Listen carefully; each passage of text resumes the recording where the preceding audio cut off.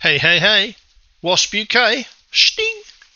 Welcome back to my third video, and this video today is going to be a continuation of the theme old games compared to new games.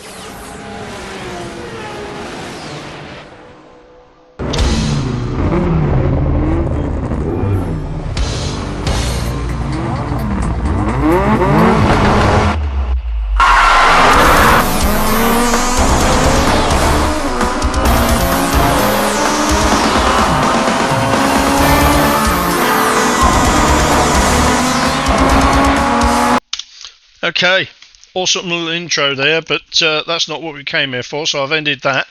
As you can see, this is called Race 07, WTCC game. This game, or this range of games by SinBIn, came out in 2007, and there's been a plethora of add-ons to it in 8, 9, and etc., with different cars and tracks and classes and all sorts of stuff. So there's quite a bit there. I don't think it's being sold any longer on a lot of the digital platforms, but it's certainly, you can still buy it if you shop around online as a digital download or even on CD still. And I would say for someone who's just starting out, who isn't really interested in a massive amount of sort of, racing and stuff like that, they just want to have something that's a bit of fun, perfect, especially for the kids, the younger audience. But this is still, you'll see in a minute, very reminiscent of iRacing, without all the bells and whistles. So let's go to choose a race event. We'll continue on that. We'll go 2006 Touring Car Championship, or actually no, we'll stick with 2007, being that's the year this game actually came out. We'll have the Hondas because I've got a little punch up for Hondas. Don't care about all this sort of stuff. It's just start this race event up here at Brands Hatch. I haven't chosen or set anything on here except for the controller and the actual visuals, the resolution, so it fits my monitor. I think what we'll do is we'll forward it. I'll have to come out of that like that, and then we'll return to the garage, and we'll continue right through until the race, and I'll start at the back.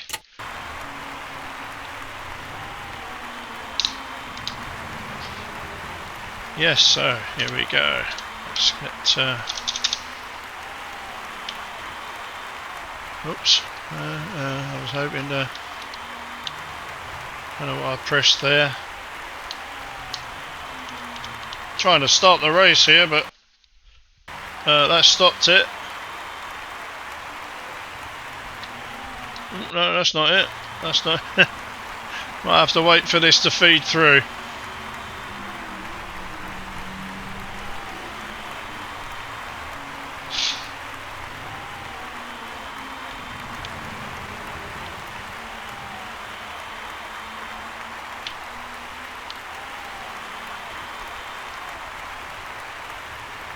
Okay, so here we go on a rolling start. Go outside.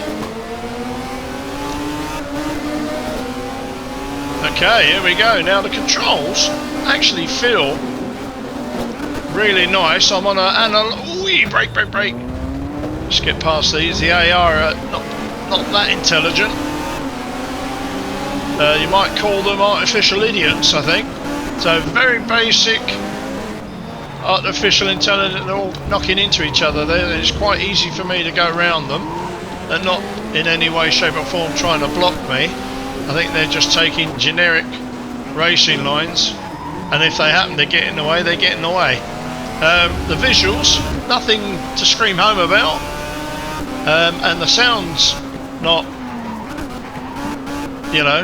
life-changing by any means. There's no reflections flashing across the bodywork. Shadowing is non-existent. But all in all, it still looks pretty good, to be honest. I mean, compare it to some of the arcade games out there. It's probably just as good what's currently out there, to be honest. Although it's been a while since I've been to an arcade.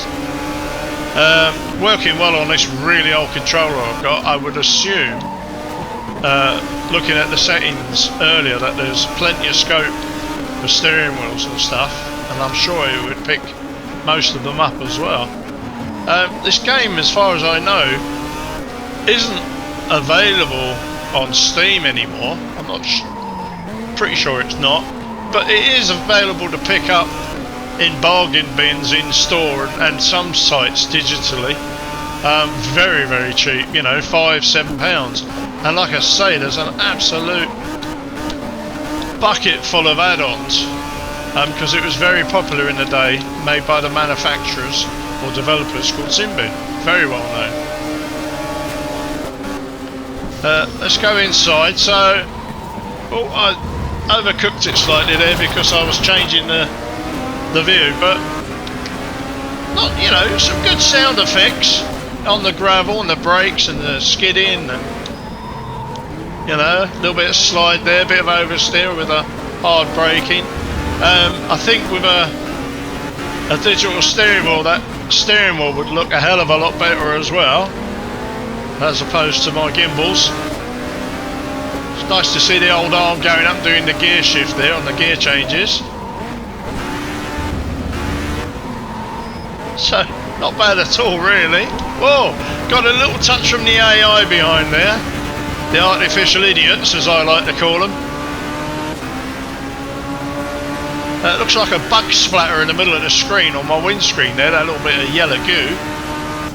That's quite interesting.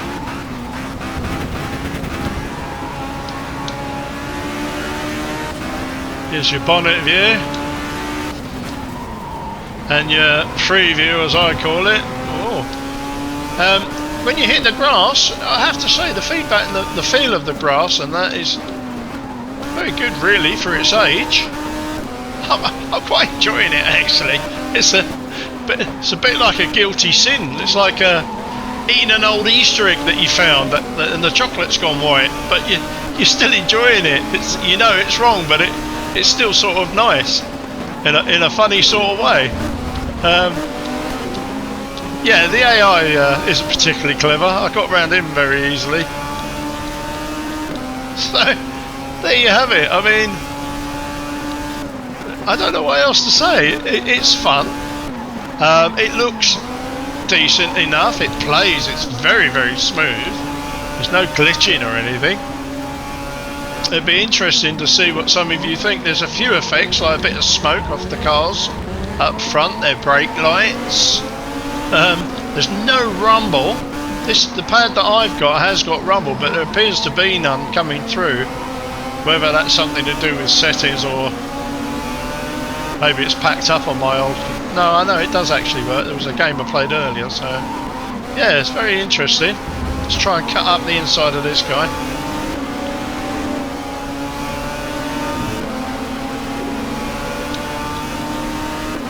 But there is something.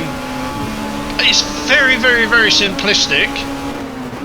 Very easy to catch up with the leaders, and yet for some reason it's got this real sort of iRacing feeling about it. I don't know what it is. It just reminds me of iRacing without the real simmy feel. It's like the arcade version of iRacing. That's the best way I can describe it.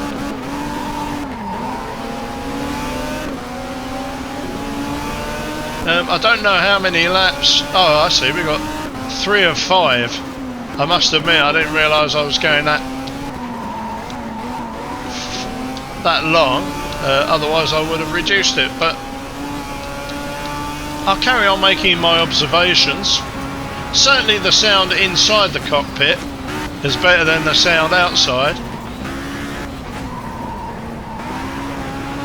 The throttle feels a little bit sort of on and off. There's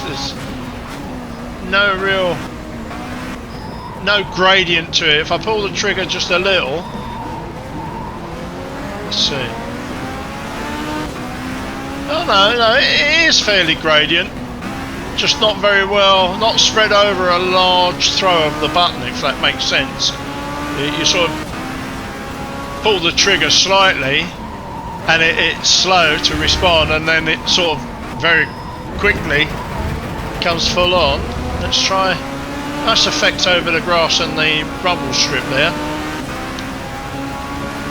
Not so much about that dead bug on the middle of the screen, that's quite off-putting. I presume if I knew where my wipers were, I could use the wipers to take that away. I'm not too sure. Away? Well, I said away.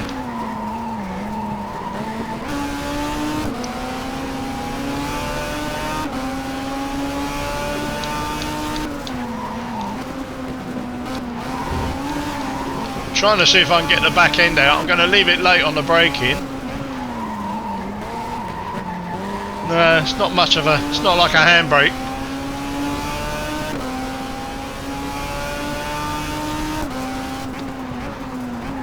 Right, I'm going to slow down a bit and see if the AI catch up on this final lap.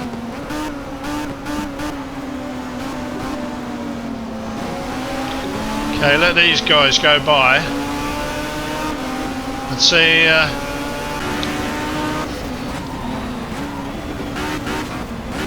Got a little bit of a graphical glitch just then.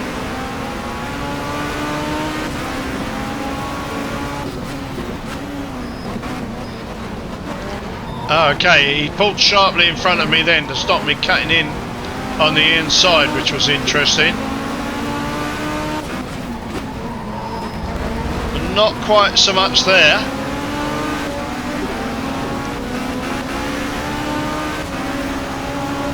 And he's given me room here.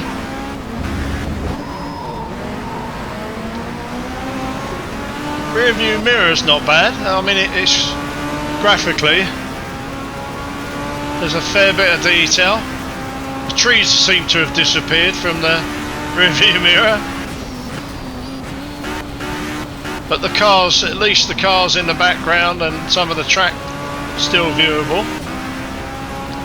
Oh, now the mirrors are back. Sorry, the trees are back.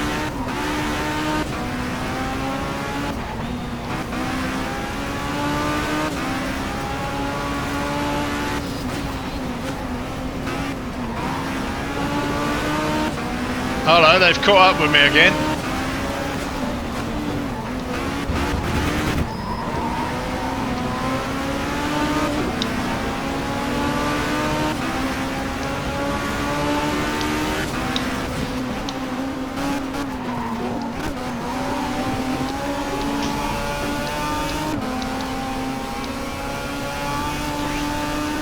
There you go. They got some bit of a 2D crowd on around the track. They don't move or anything. They're all very stationary. No one's clapping. There's no roar from the crowd. So yeah, very, very basic, but still very, very satisfying. And I think, you know, if you pick that up for a £5, you could play that for a few hours. Let your kids play it as well. It's yeah, that wouldn't be what a bad bargain bin pickup, I would say. It's obviously not a top-notch game, but it's certainly playable. Anyway, there you go. That's Race 07.